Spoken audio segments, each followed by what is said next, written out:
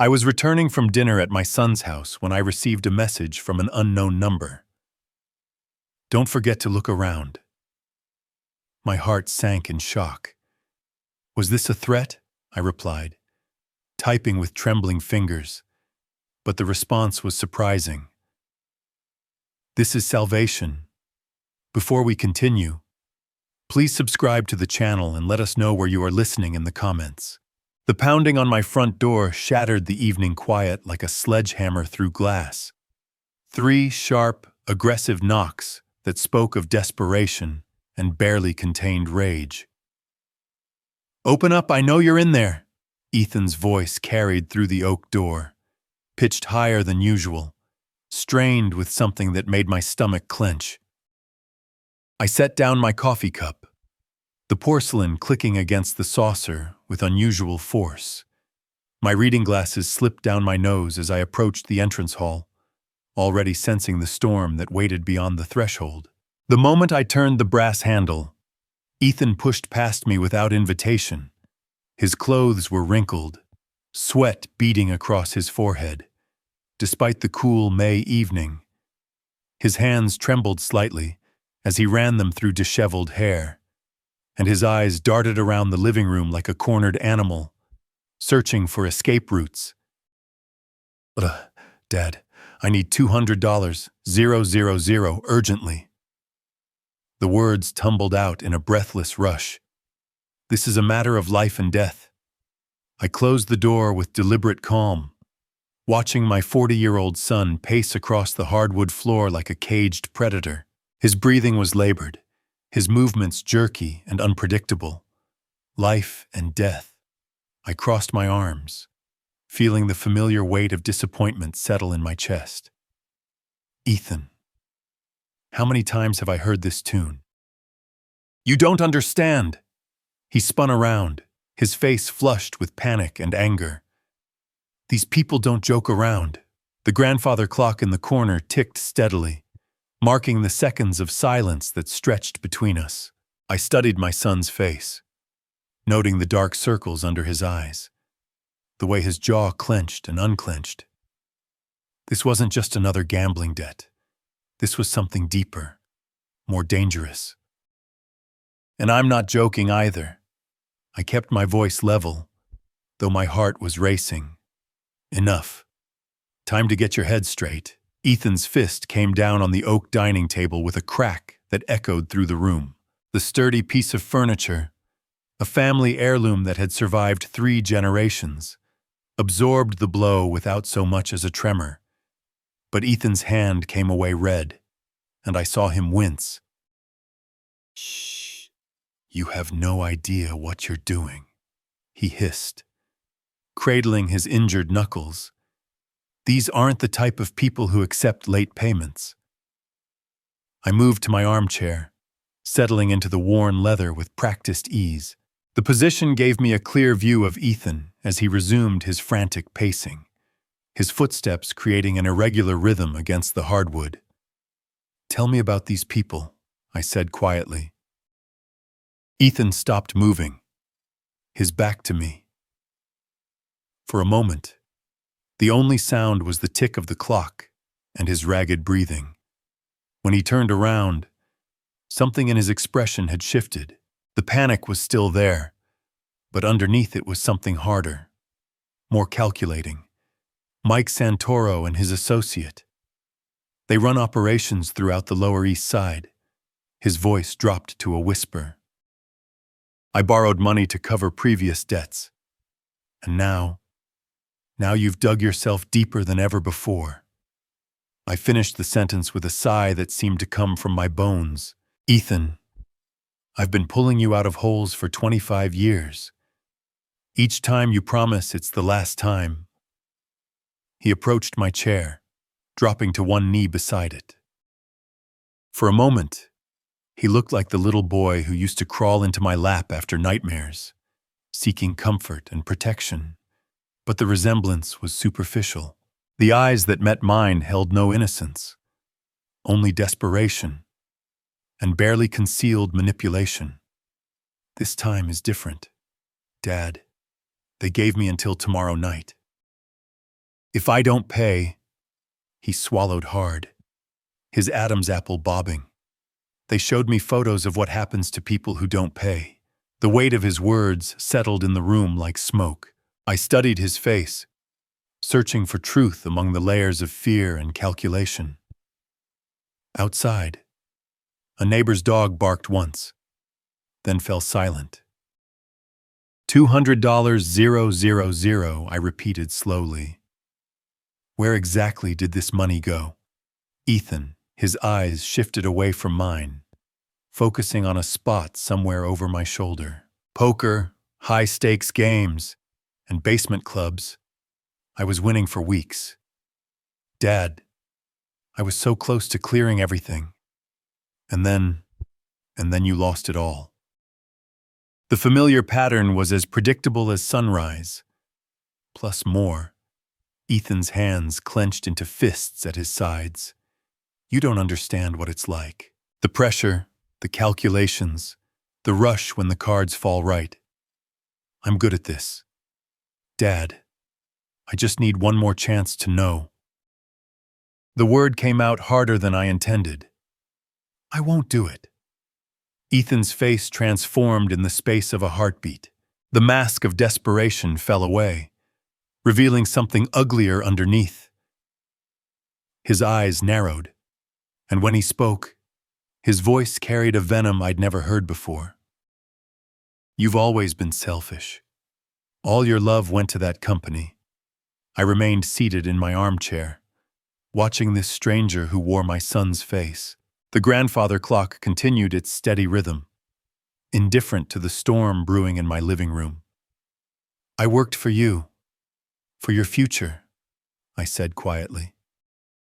For my future. Ethan's laugh was sharp, bitter. He began pacing again, his movements more aggressive now, hands gesticulating wildly. You don't even know when my birthday is. October 15th. I didn't hesitate. And I remember every gift you broke or sold. The truth of it stopped him mid-stride. His face flushed deeper, and for a moment, I saw shame flicker across his features before anger consumed it completely. That's right. Throw it back in my face. His voice rose to a near shout. Every mistake, every failure. You keep a mental ledger of all my faults, don't you? I watched him move around the room like a hurricane, knocking into the coffee table, sending my evening newspaper sliding to the floor. The lamp on the side table trembled as he passed too close, his movements becoming increasingly erratic. I keep a ledger of love, I said, my voice steady despite the chaos surrounding me. Every time I picked you up from the police station, every debt I paid, every second chance I gave you. Love. He spun around, his eyes wild. You call control love. You call manipulation love. The irony of his words hung in the air between us. Here was my son, who had just attempted to manipulate me through threats and sob stories, accusing me of the very behavior he'd perfected. I shifted in my chair, the leather creaking softly. Ethan, sit down. Let's talk about this calmly. Calm, his voice cracked. There's nothing calm about having a target on your back. There's nothing calm about knowing that tomorrow night, if I don't have their money, he stopped, his hands running through his hair again, leaving it even more disheveled. Sweat had soaked through his shirt despite the cool evening air filtering through the windows. You'll regret this, old man. The words came out low, threatening. They settled in the room like a physical presence, making the air feel thick and dangerous. For the first time since he'd arrived, I felt a chill that had nothing to do with the weather. Ethan moved toward the mantelpiece, where family photos stood in neat rows. His hand hovered over them for a moment, before selecting the silver-framed portrait of Eleanor, himself as a young boy, and me.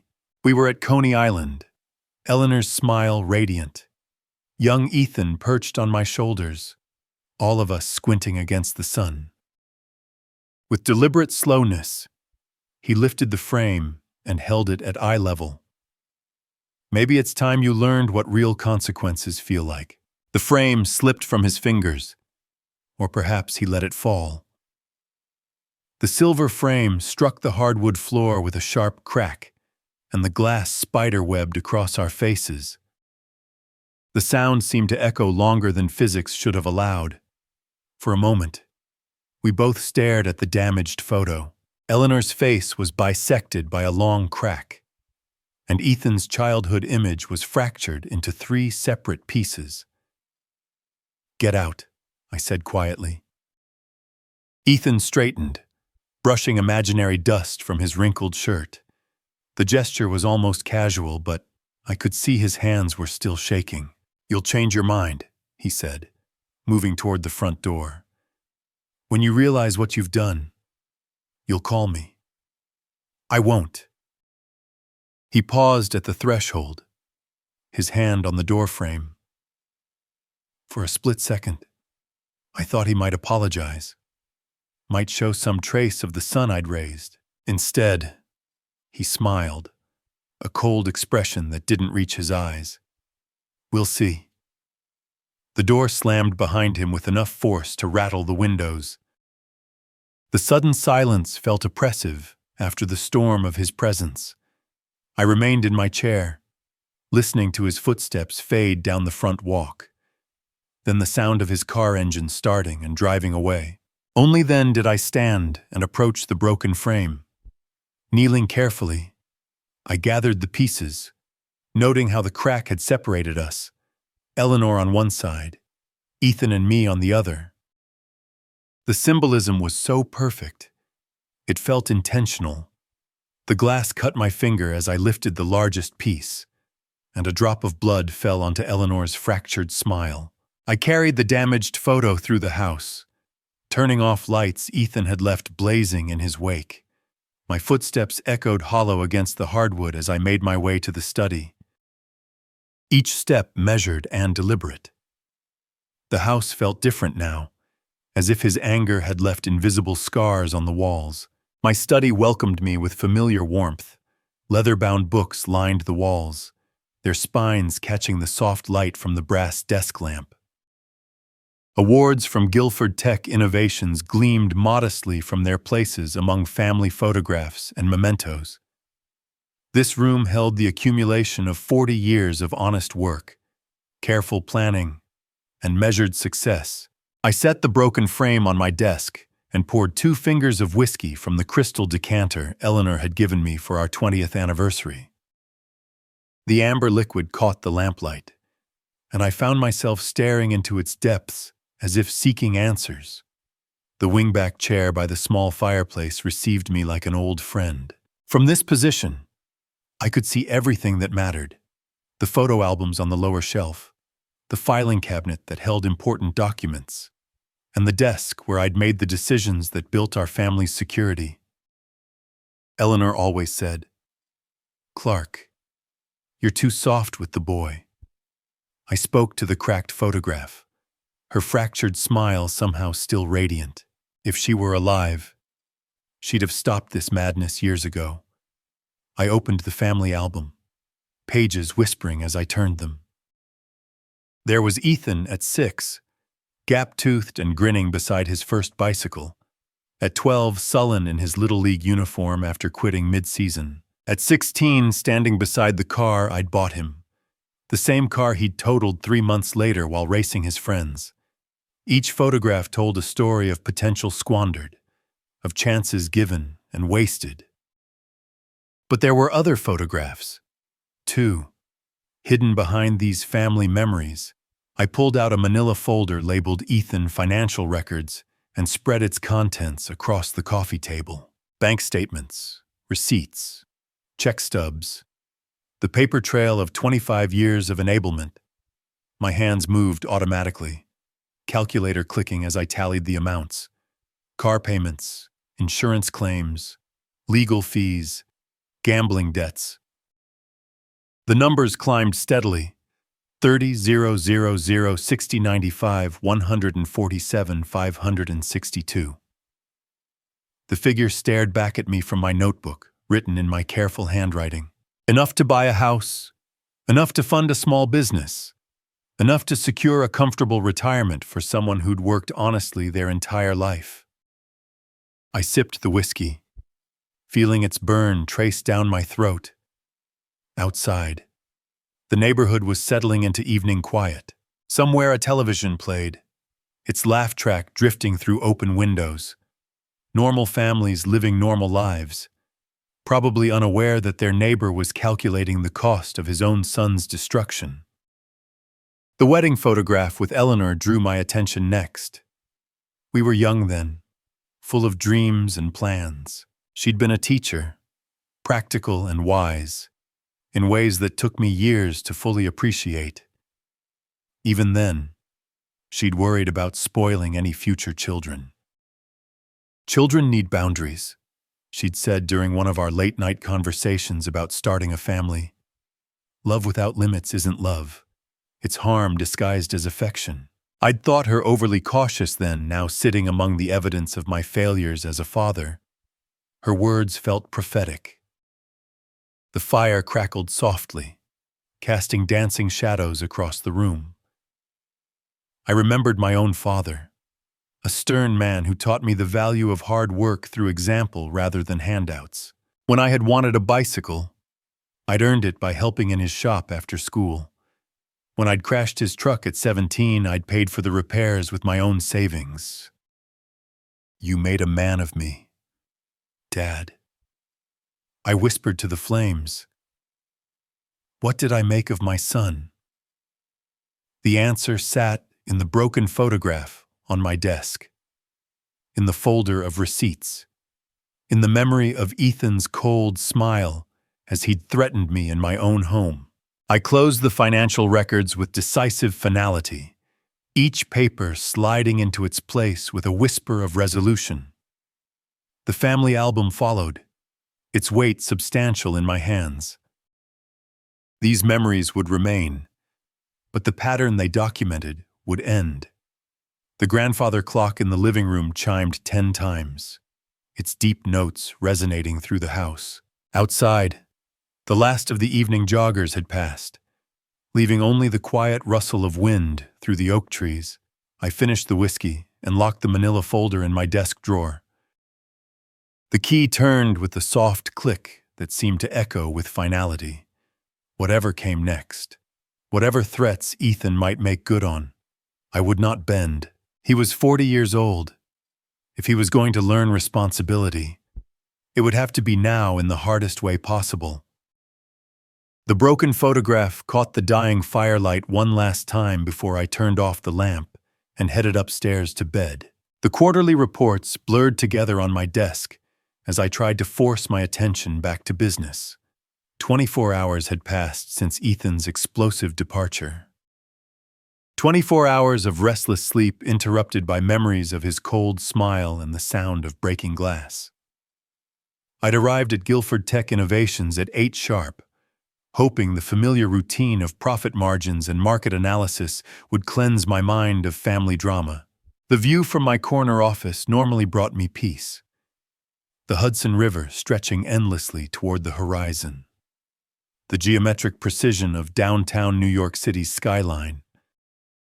Today, it felt like looking through prison bars. I adjusted the family photograph on my desk, this one intact, showing Eleanor and Ethan during happier times at Coney Island. The contrast with last night's destruction made my chest tighten. My secretary's voice crackled through the intercom, jolting me from my brooding. Mr. Guilford, your son Ethan is on line 2. The words hung in the air like smoke. I stared at the blinking red light on my phone, my hand frozen halfway to the receiver. 15 seconds passed. 20. The light continued its patient pulse, waiting for my decision. Finally, I set down my pen and straightened in my leather chair, preparing for another assault. Hello, Ethan, Dad, I want to apologize for yesterday. I was wrong. The voice was completely different, soft, humble.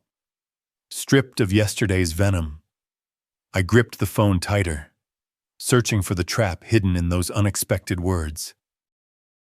This is unexpected. Ethan. Sophia reminded me how much you've done for me over the years. His tone carried genuine shame or a masterful imitation of it. I let my fear control me, and I said terrible things. Will you come to dinner tonight? Please, I found myself writing. Dinner, Ethan, 6 p.m., in my appointment calendar before my rational mind caught up. The pen felt heavy in my hand as I watched the words appear on the page. All right. What time? 6:00. And Dad. A pause filled with what sounded like genuine emotion. I'm truly sorry. The line went dead, leaving me staring at the phone as if it might explain what had just happened. My son, who 24 hours ago had threatened me in my own home, was now inviting me to dinner with apologies and humility. I leaned back in my chair, watching afternoon shadows creep across the financial reports scattered on my desk. The numbers meant nothing now, just black marks on white paper, while my mind wrestled with possibilities. Either Ethan had undergone a miraculous transformation overnight, or this was the most sophisticated manipulation he'd ever attempted. The New York traffic hummed 23 floors below, a distant reminder of the normal world continuing its predictable patterns. While my family teetered on the edge of something I couldn't yet name, I touched the intact family photo again, studying Ethan's young face before gambling had carved lines of desperation around his eyes, before money had become the only language he spoke fluently. My business instincts, honed by 4 decades of negotiations and deals, screamed warnings, but beneath the weariness was something more dangerous. Hope, the treacherous possibility that my son had finally reached the bottom and was ready to climb back up. I glanced at my watch. 4 hours until dinner. 4 hours to decide whether I was walking into reconciliation or a carefully laid trap. The afternoon stretched ahead like a question mark, and I had no idea what answer awaited me in Brooklyn. The drive home through New York City's evening traffic gave me too much time to think. Radio stations blurred together as I searched for distraction, finally settling on classical music that matched my contemplative mood. By the time I reached Scarsdale, doubt had crystallized into certainty that something was wrong with Ethan's sudden transformation. My bedroom welcomed me with familiar order, suits arranged by color in the walk-in closet, Eleanor's photograph smiling from the nightstand, everything in its designated place. I stood before the mirror, adjusting my tie for the 3rd time, watching my own uncertainty reflected in my eyes. The navy blue suit felt appropriate, respectful but not ostentatious, showing I took the dinner invitation seriously without appearing desperate for reconciliation. I checked my wallet methodically. Credit cards, cash, business cards. My phone showed full battery, which I noted with the precision of a man who'd learned to prepare for every contingency. In my study, I paused before the telephone, weighing my options. Eleanor's voice echoed in my memory. Trust but verify. Clark, hope for the best but prepare for the worst. I dialed John's number, listening to it ring twice before his familiar baritone answered. Clark, everything all right? John, if I don't call you by midnight, check Ethan's apartment. I kept my voice level. Matter of fact, 1247 North Winchester, Unit 3B. I pause. You want to tell me what's going on? Probably nothing. Just humor an old man's paranoia. You got it. Be careful. Clark. I hung up and made one final circuit of the house, checking locks with unusual attention to detail, the security system armed with a soft beep The housekeeper's note updated with my destination. Each action was methodical, businesslike, as if I were preparing for a board meeting rather than dinner with my son. The cracked family photo from last night caught my eye as I passed the living room. Eleanor's face, bisected by that spiderweb of broken glass, seemed to watch me with concern. I touched the frame gently, remembering her warnings about being too soft with Ethan, too willing to excuse his behavior. "Maybe you were right all along," I whispered to her image. Outside, my car waited in the driveway like a faithful animal. I chose the Buick instead of the Mercedes. Modest transportation for what I hoped would be a humble evening. The keys felt cold in my hand as I settled behind the wheel, adjusting the mirrors with unnecessary precision. For a moment, I simply sat there, engine off, watching the sun set behind the oak trees that gave our neighborhood its name. Normal families were settling in for normal evenings, homework and television, simple conversations over simple meals. When had my life become so complicated that having dinner with my own son required strategic planning? I thought about Ethan's voice on the phone, that unfamiliar humility. Was it possible, could a man change so completely in 24 hours? My business experience said, no, but my heart whispered, maybe, just maybe. The engine turned over smoothly, and I backed out of the driveway with the deliberate care of someone who suspected this might be a significant journey. Brooklyn was 35 minutes away through evening traffic. 35 minutes to either salvage a relationship or walk into whatever trap my son had prepared. As I turned onto the main road, leaving the safety of my suburban sanctuary behind, I realized I was about to discover which possibility awaited me. The converted brownstone on North Winchester looked tired in the fading daylight, its brick facade weathered by New York winters and neglect. I parked across the street, noting the contrast between this neighborhood and my own. Urban decay creeping through the cracks, young professionals gentrifying block by block, old-timers clinging to familiarity. Ethan met me at the apartment door with an embrace that lasted a beat too long, his grip surprisingly strong. "Dad, thank you for coming. It means everything." The performance began immediately. His smile was perfect, warm, but not overeager, apologetic without being servile. Either my son had genuinely transformed overnight, or he'd spent considerable time rehearsing this version of himself. "Sophia's been cooking all afternoon," he said, leading me into the small living room where mismatched furniture tried to create harmony. "She's so excited to see you." Sophia appeared from the kitchen, wiping her hands on a dish towel, her smile bright but strained around the edges. "Mr. Guilford, welcome. I hope you're hungry." The apartment revealed their financial reality in careful details.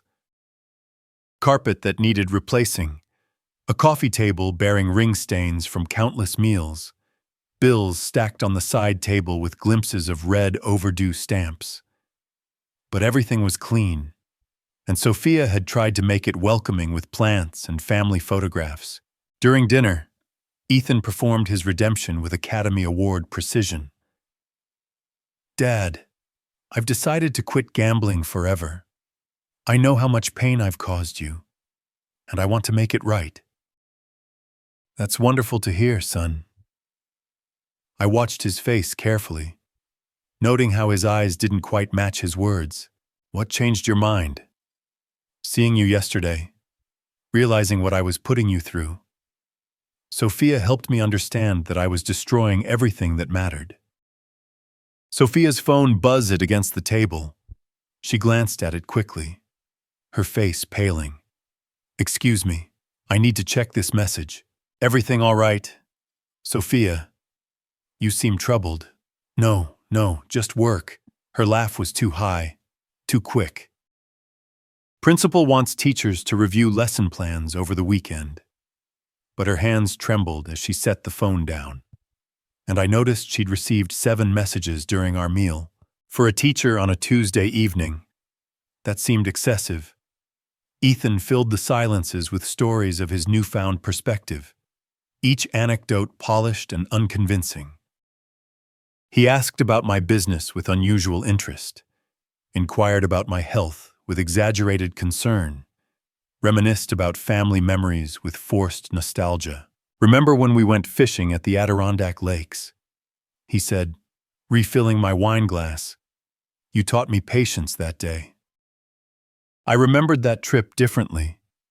Ethan complaining about the early hour, abandoning his fishing rod after 20 minutes, spending the day sulking in the cabin. But I nodded and smiled, playing my own role in this strange theater. Sophia grew increasingly agitated as the evening progressed. She dropped her fork twice, spilled water reaching for the salt, and jumped visibly each time her phone buzzed. When she excused herself to the kitchen, I heard whispered conversation, though with whom I couldn't tell. "She's been stressed about work," Ethan explained, but his jaw tightened almost imperceptibly. "Budget cuts. You know how schools are." I studied the apartment while he spoke, noting details that told their real story. Poker chips visible in a drawer he'd opened carelessly. Empty wine bottles lined up by the back door. More than 2 people should accumulate quickly. A gym membership cancellation notice on the counter. "The meal is delicious," I said truthfully. Sophia had prepared herb-crusted chicken with evident care despite their obvious financial constraints. "You're lucky to have such a thoughtful wife." Ethan's smile flickered for just a moment. "Yes, she's very supportive." When Sophia returned from another mysterious phone call, her wedding ring caught the light. She'd been twisting it constantly, a nervous habit that spoke of deep anxiety. Whatever was troubling her went far beyond lesson plans and budget cuts. "Mr. Guilford," she said suddenly. What do you do when someone you care about is in real danger?" Ethan's fork paused halfway to his mouth. "Honey, that's a strange question. I was just thinking about that new story," she said quickly. "The one about the missing businessman," but her eyes met mine for a fraction of a second. And in that look, I saw something that chilled me. Genuine fear and a desperate need to communicate something she couldn't say aloud. I finished my wine and set down the glass with deliberate finality. "Thank you both for a lovely evening. I should head home." As I stood to leave, certainty settled in my chest like a stone. Something was very wrong here, and whatever it was, Sophia knew about it. The cool May evening wrapped around me like a familiar blanket as I descended the steps from Ethan's building. 60 degrees according to the weather app I'd checked earlier. Perfect for the 50-minute walk home through New York City's winding neighborhoods. I needed the time to think, to process what I'd witnessed during that strange dinner performance. Brooklyn's trendy streets buzzed with Tuesday night energy. Couples emerging from craft cocktail bars. Young professionals grabbing late dinners at bistros with outdoor seating. The contrast with Ethan's cramped apartment, and Sophia's nervous energy felt stark. Here was the New York my son could have thrived in if he'd made different choices. I pulled my jacket tighter and began the familiar route toward Scarsdale. My mind methodically cataloging the evening's inconsistencies. Sophia's constant phone checking. Ethan's rehearsed stories of redemption. The poker chips I'd glimpsed in their kitchen drawer. My business instincts, honed by 40 years of evaluating people in situations, screamed that something fundamental was wrong. The commercial district gradually gave way to quieter residential streets. Streetlights became more sporadic, casting pools of yellow light connected by stretches of shadow. I passed a 24-hour diner where shift workers grabbed coffee, a closed bookstore with handwritten signs advertising poetry readings, Empty bus stop benches waiting for tomorrow's commuters. At 9:47 p.m., 20 minutes into my walk, my phone buzzed against my chest. I stopped beneath a particularly bright streetlight. Noting the unknown number on the screen, "Don't forget to look around you." I stared at the message, reading it twice before my fingers moved to reply. "Is this a threat?" The response came immediately. "This is rescue. Some psycho or kids playing pranks." I tried calling the number back, but got the automated message. "The number you have dialed is not in service." Years of business had taught me to document everything, so I screenshot both messages before sliding the phone back into my jacket pocket. But I kept it easily accessible. The next few blocks felt different somehow. Sound seemed amplified, my own footsteps on concrete, the distant hum of traffic, a dog barking somewhere in the darkness. I found myself glancing over my shoulder more frequently. Though I told myself it was paranoia brought on by cryptic text messages and family drama, then I noticed the car, black sedan moving slower than traffic warranted, maintaining the same distance behind me for 3 blocks. When I crossed at the light, it crossed. When I turned down a side street to test my suspicions, its headlights followed, cutting through the darkness like predatory eyes. My heart rate increased. And not just from the physical exertion of walking. Eleanor's voice echoed in my memory. "Trust your instincts, Clark. They've kept you alive in business. They'll keep you alive everywhere else." The sedan crept closer, its engine purring like a satisfied cat. I could make out 2 figures in the front seats, though the tinted windows obscured their faces. My pace unconsciously quickened. Muscle memory from childhood games of hide-and-seek suddenly feeling relevant again. Empty streets stretched ahead. Residential blocks where porch lights provided minimal illumination. The contrast with Brooklyn's bustling energy was striking. Here I was, alone with whatever intentions lurked behind those headlights. I turned down another side street, my business shoes clicking against pavement with increasing urgency. The car's turn signal blinked once, twice before it followed me into the shadows. No longer coincidence. No longer paranoia. I was being hunted. The black sedan accelerated as I broke into what could generously be called a fast walk. At 67, my running days were largely behind me, but desperation provided motivation that my joints couldn't ignore. Behind me, car doors slammed with the finality of a judge's gavel. "Stop, old man. We just need to talk." The voice carried authority mixed with annoyance, like a teacher calling after a truant student. But teachers didn't pursue people through dark New York alleys, and something in the speaker's tone suggested our conversation wouldn't be pleasant.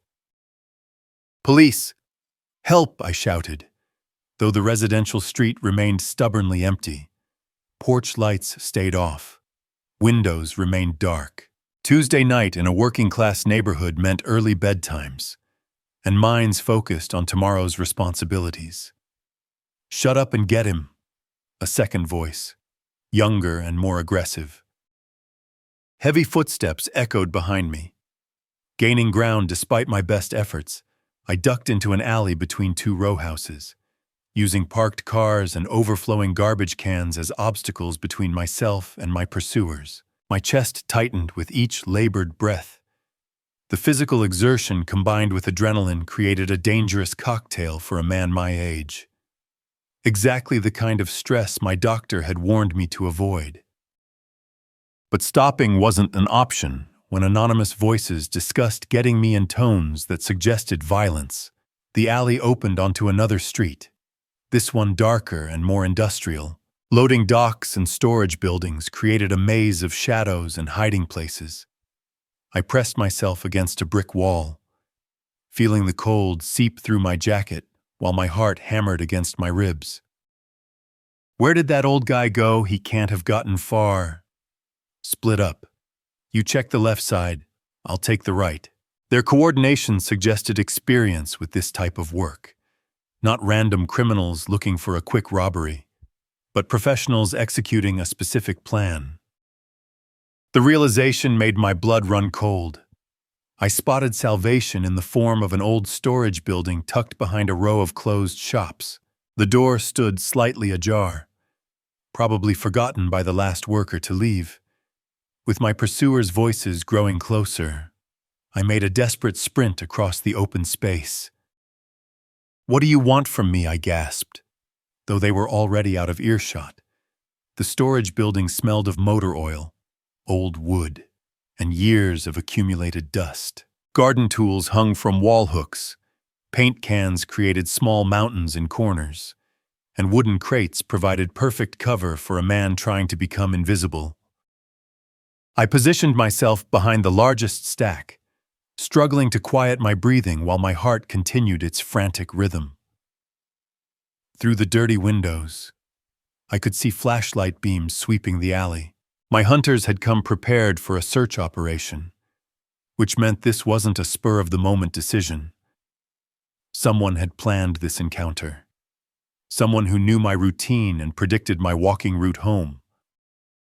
The shed door creaked ominously as one of them tested it.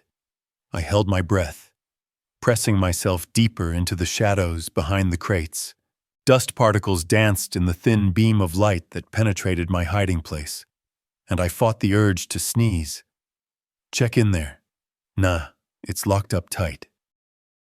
"Old man's probably halfway to Scarsdale by now." Their voices grew fainter as they moved away from my hiding spot, but I remained frozen in place. Eleanor had always said, patience was my greatest business asset. Tonight, it might save my life. Outside, car doors slammed again, followed by the sound of an engine starting. I waited another 20 minutes, counting each second before finally allowing myself to breathe normally. Whatever was happening, whoever these men were, I was certain of one thing. This wasn't random crime. Someone had sent them specifically for me, crouched behind wooden crates that smelled of decades-old paint and forgotten projects. I waited in the musty darkness of the storage shed. My heart had finally slowed to something approaching normal rhythm, though the tightness in my chest lingered like an unwelcome reminder of my age and limitations. Through the grimy windows, I could see my pursuers' flashlight beams sweeping the alley with methodical precision. Where did that old guy disappear to? The first voice carried frustration and professional annoyance. Maybe he managed to hide somewhere. It's pretty dark out here. The second man sounded younger, less experienced, possibly questioning the wisdom of this nighttime chase. I shifted carefully behind the crates, trying to find a position where I could hear without risking discovery. A paint can brushed against my elbow, creating a soft, scraping sound that made me freeze completely.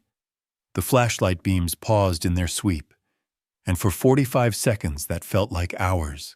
Silence dominated the alley. "Ethan won't pay us for nothing. We need to find him." The words hit me like a physical blow. Ethan, my son, the boy I'd raised, educated, supported through countless failures and mistakes, had hired these men to hunt me through New York City's dark streets.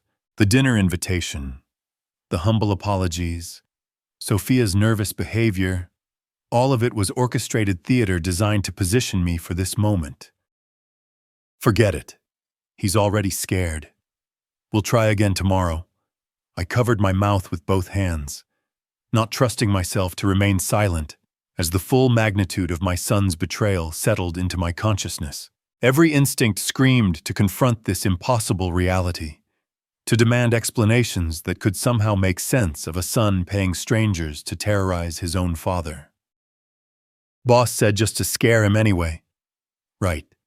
Make him think twice about refusing help to family. Yeah, but if we can't find him, how's he going to know he was scared? They were moving away now, their voices becoming fainter as they searched other areas of the alley system. But I remained motionless, processing not just their words, but the casual tone in which they discussed my fear as a commodity to be purchased and delivered. The car engine started again, followed by the sound of tires on gravel as they drove away. Still, I waited another 20 minutes, counting each second while my mind wrestled with a new and horrifying reality. My son, the baby Eleanor had nursed through fever, the child who'd run to me after nightmares, the young man I'd believed could still be saved, had crossed a line that transformed him from wayward son to genuine threat. When I finally emerged from my hiding place, the alley felt different. No longer just a route between destinations, but a battlefield where I'd learned that family bonds could be weaponized against love itself. The cool night air carried the scent of approaching rain, and in the distance the city hummed with its usual indifference to personal tragedies. Sophia's warning text made perfect sense now. She'd known what was planned, had risked her own safety to warn a man she barely knew, because her conscience couldn't bear watching. Murder disguised as family intervention, while her husband plotted my intimidation, or worse, she'd chosen to become my unlikely guardian angel. I needed to call John, needed to involve police, needed to document everything before Ethan could construct plausible denials or eliminate evidence. But first, I needed to reach a place of safety, somewhere public enough that hired muscle wouldn't dare approach. The 24-hour diner I'd passed during my walk beckoned like a lighthouse in a storm, its neon sign promising sanctuary and witnesses. As I emerged from the alley and began walking toward those welcoming lights, I realized my son had succeeded in one goal tonight. He definitely scared me, but not in the way he'd intended. The fluorescent lights of the 24-hour convenience store buzzed overhead as I fumbled with coins at the payphone, my hands trembling so violently that quarters slipped through my fingers twice before I managed to dial 911. The young clerk behind bulletproof glass watched me with mild concern, probably assuming I was another late-night drunk having a crisis. 911. What's your emergency? I need to report an attempted assault. 2 men chased me through alleys near Brooklyn. I want to speak with Detective John Harlan at Precinct 5. The operator's voice remained professionally calm.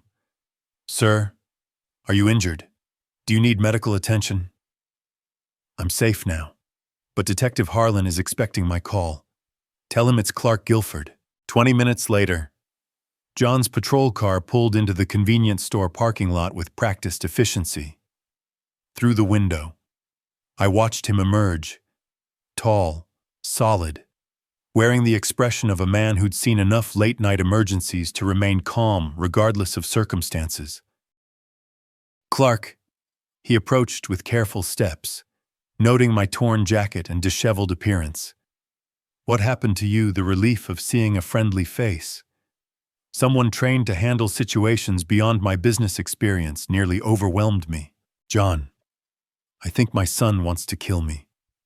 We sat in his patrol car while I provided every detail I could remember. The dinner invitation, Sophia's nervous behavior, the warning text message, the black sedan that had hunted me through New York City's dark streets. John took methodical notes, asking specific questions about timing, locations, and physical descriptions. You said one of them mentioned Ethan by name. Ethan won't pay us for nothing. We need to find him. I repeated the words exactly as I'd heard them. They were hired. John. My own son paid criminals to terrorize me. John photographed the warning text messages on my phone before the battery died completely. We'll need you to come to the station and make a formal statement. Can you describe the vehicle in more detail? Black sedan. Probably a Toyota Camry. New York plates, though I only caught part of the number. Small dent on the passenger side. Tinted windows. 2 men. Both appeared to be in their 30s. Within minutes, John had issued a bolo alert through dispatch. The efficiency of police procedure contrasted sharply with the chaos I'd experienced just hours earlier. Here was order system, the rule of law, responding to criminal behavior with appropriate force. At Precinct 5, the police station hummed with late-night activity. Radio chatter provided constant background noise. Phones rang with the persistence of urban emergency, and officers processed paperwork with the methodical attention of civil servants who understood that details mattered in courtrooms. "Clark, that's a serious accusation. Are you certain about what you heard?" I met his eyes steadily. One of those guys said Ethan's name. They were hired by him. John's expression hardened. "We'll find them. Your description of the car is detailed enough to work with." As I signed my formal statement, documenting every moment from dinner to discovery, John coordinated with patrol units, searching for the black sedan. The business part of my mind appreciated the systematic approach. Evidence collection, witness statements, coordination between departments. But underneath the procedural calm, fury burned at the calculated nature of my son's betrayal. My phone, plugged into a charger John had provided, buzzed with a radio call. "Detective Harlan, we have a vehicle matching the description parked outside an apartment building in Queens." John grabbed his jacket, adrenaline sharpening his professional demeanor. "Clark, we may have found them." Radio chatter filled Precinct 5 as John coordinated the arrest operation from his desk, surrounded by the controlled chaos of night shift police work. I watched through the window as backup units moved through New York City's early morning streets, converging on an apartment building where two criminals waited, probably celebrating what they believed was a successful intimidation. Unit 47, confirm the license plate matches the witness description.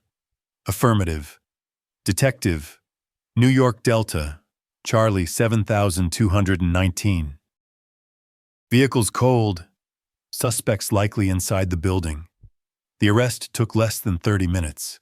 Mike Santoro and Alex Ramirez, ages 35 and 30 respectively, were taken into custody without resistance. Both had prior records for assault and intimidation, professional muscle for hire, exactly the type of men would contact through his gambling connections. John separated them immediately, using standard interrogation techniques I recognized from television, but had never witnessed in person. Mike broke first, probably calculating that cooperation might reduce his sentence. "Clark, we found them, and we have a confession." I looked up from the police station coffee that had grown cold in my hands. "What did they say?" "Listen, this Ethan Guilford paid us $7,000 to scare the old man," John read from his notes, his voice carrying professional disgust. "Half up front, half on completion. They were supposed to make it look like random street crime. Scare. They wanted to kill me." John's expression grew grimmer. "There's more. Ethan told them you have heart problems. Strong fear could have finished you without them laying a finger on you." The words hit me like a physical blow. I sat down heavily in the plastic chair, feeling every one of my 67 years. My son hadn't just hired criminals to threaten me. He'd weaponized my own mortality, using medical information shared in confidence to orchestrate what would have appeared to be a natural death. He knew about my heart condition. The statement came out as barely a whisper. I told him last Christmas that my doctor was monitoring irregular rhythms.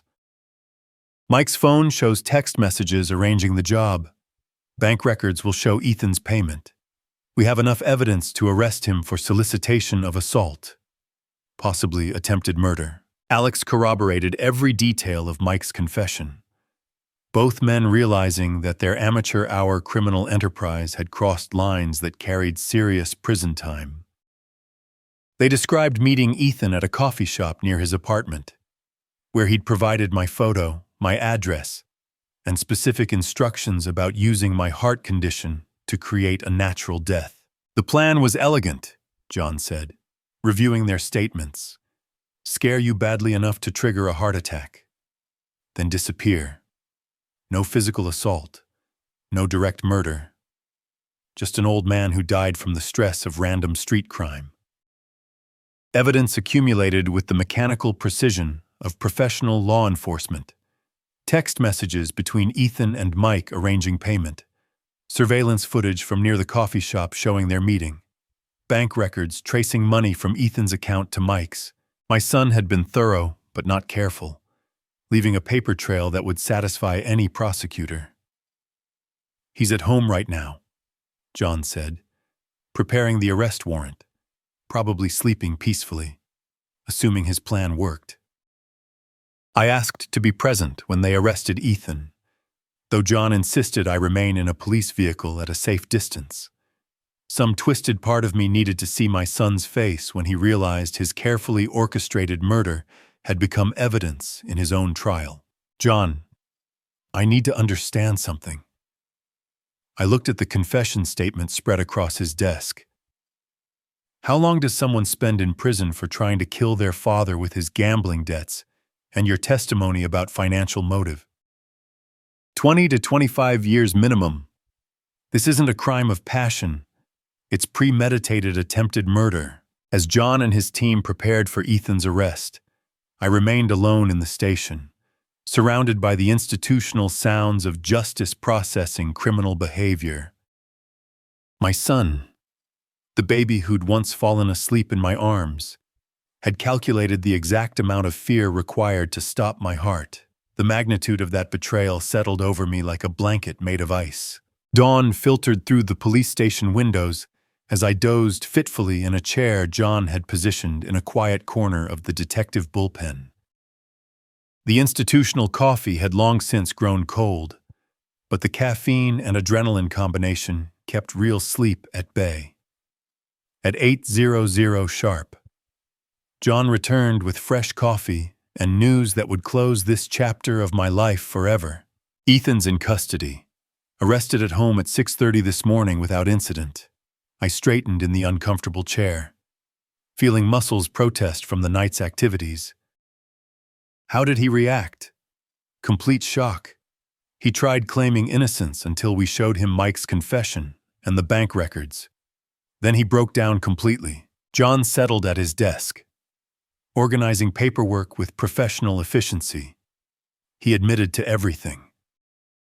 My phone, fully charged overnight, buzzed with an incoming message, the unknown number that had saved my life. I'd almost forgotten about that mysterious warning in the chaos of arrests and confessions. I typed carefully. Thank you for saving my life. Who are you? The response arrived within minutes. I'm Sophia. I couldn't let him do this. You're a good person. Relief flooded through me, followed immediately by questions. Why didn't you stop him earlier? I was afraid, but when I realized he was really going to, I'm sorry. Through subsequent messages, Sophia explained how she discovered Ethan's plan the day before our dinner, found herself torn between loyalty to her husband and basic human decency, eventually buying a burner phone to send an anonymous warning. She was filing for divorce and had already agreed to testify against Ethan in exchange for immunity. She saved your life, John observed, reading over my shoulder. That warning text gave you the awareness you needed to recognize the chase for what it was. The legal proceedings would be straightforward. Ethan faced charges of solicitation of assault and attempted murder. Mike and Alex would likely accept plea deals in exchange for their testimony. With confessions, bank records, and text message evidence, the case was prosecutorial gold. I want to see him, I told John one last time. The meeting took place in an interview room at the station. Ethan sat in orange jail coveralls, his hands cuffed to the table, looking smaller and more pathetic than I'd ever seen him. Gone was the aggressive manipulator from Monday night, replaced by a broken man who'd gambled away not just money, but any hope of redemption. Dad, I was desperate. Those people were going to... You made your choice. I kept my voice level, businesslike. I gave you everything, and you chose to try to kill me for more.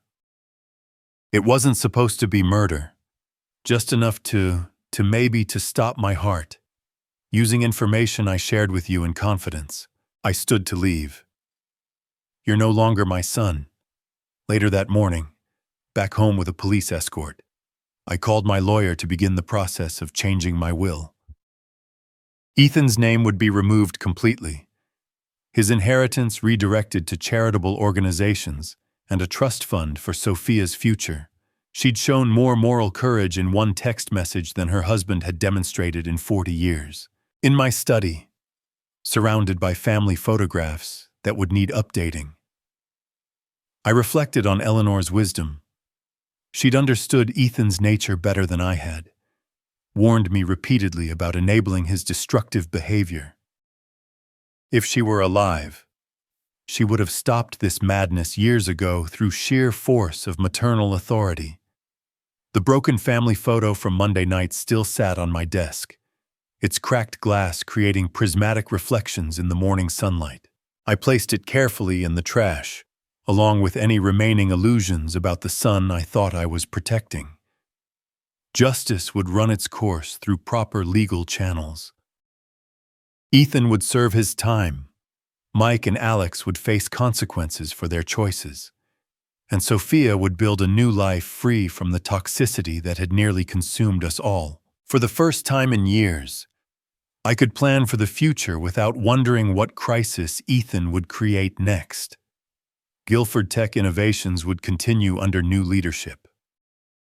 My wealth would benefit worthy causes, and I could finally live without looking over my shoulder for the next manipulation. Sometimes cutting toxic people out of your life, even family, is the only way to find peace. Sometimes cutting toxic people out of your life, even family, is the only way to find peace. If you enjoyed this story, please like this video, subscribe to the channel, and share your impressions in the comments below. We would love to hear your thoughts. What did you think of Clark's decision? Did it resonate with your own experiences? Drop your questions in the comments, and let us discuss further. Your interactions help us grow the channel. To hear the next story, click on the box on the left. Thank you for watching.